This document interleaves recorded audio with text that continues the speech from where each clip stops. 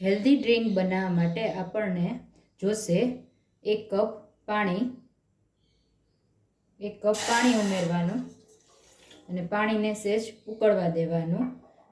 આ ડ્રિંક આપણને શિયાળામાં કે પછી જ્યારે શરદી ઉધરસ થાય ત્યારે વાયરલ ઇન્ફેક્શન હોય કે પછી તાવ આવ્યો હોય તો આપણને એકવાર આ ડ્રિંક પીએ તો થોડોક ફાયદો થાય છે.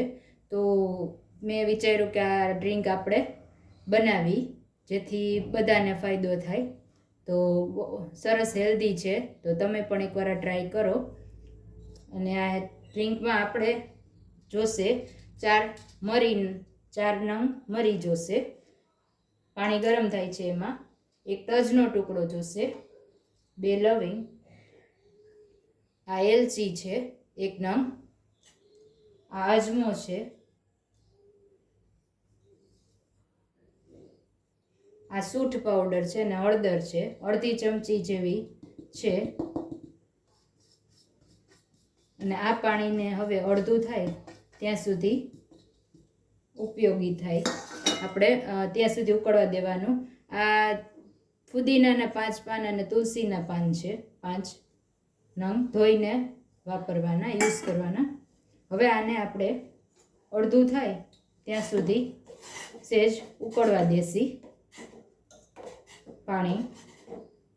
શરદી ઉધરસમાં આપણને રાહત થઈ જાય સરસ એકવાર આ ડ્રિંક પીવાથી.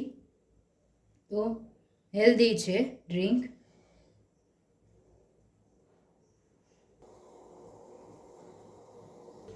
હવે આપણું ડ્રિંક અડધું થઈ ગયું છે ઉકળીને, હવે ગેસ બંધ કરી દેસી. હવે આ ડ્રિંકને આપણે હવે જરીક હુંફાળું રહે ત્યાં સુધી આપણે એકદમ ઠંડુ નથી કરવાનું, સહેજ જ હુંફાળું રહે ત્યારે આપણે એને ગાળી લેસી અને પછી કેવી રીતે યુઝ કરવો એ પણ જણાવી. આપણું ડ્રિંક હવે સહેજ હુંફાળું છે તો હવે આપણે એને ગાળી લેસી.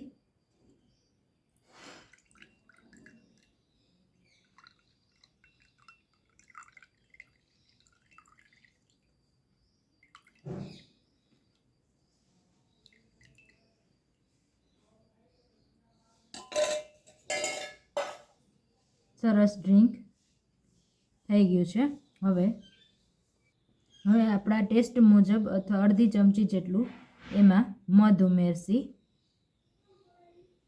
જરૂર હોય અથવા ટેસ્ટ હોય એ પ્રમાણે મધ ઉમેરવાનું અને સાથે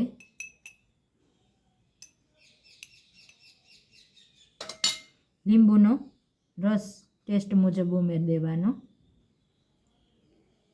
મિક્સ કરી દેવાનું.